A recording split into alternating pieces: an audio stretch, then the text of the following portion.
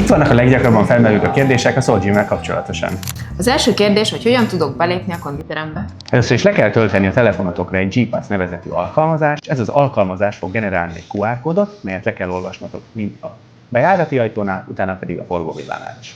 Nagyon sokszor kapjuk meg azt a kérdést, hogy valamilyen kódot vagy QR kódot kér a regisztrációnál az alkalmazás, és hogy oda mit kell beírnotok. Beírni a SoulGym 2-184-et kell, illetve itt, hogyha valaki a helyszínen akar regisztrálni, akkor kín van a bejárati ajtón a QR kód, amit le tudtok olvasni. Szintén nagyon gyakran kapjuk azt a kérdést, hogy hogyan tudok kedvezményes egyet, illetve bérletet vásárolni. Ezt úgy tudjátok megtenni, hogy a kontakt@soulgym.hu e-mail címre elkülditek nekünk a kedvezményre jogosító okmányotokat. Például a diákok vagytok, akkor a diákigazolványotokat, de a diákigazolvány mindkét oldalát küldjétek el, hiszen az érvényesítő matricát is szeretnénk látni. A következő kérdésünk az volt, hogy csak online bankkártyával tudok fizetni. Természetesen van lehetőség utalással, illetve készpénzzel történő fizetésre is, csupán annyit kérünk, hogy a megadott elérhetőségeink egyikén, tehát vagy a megadott telefonszámon, vagy pedig az e-mail címet, ezt előre jelezzétek nekünk.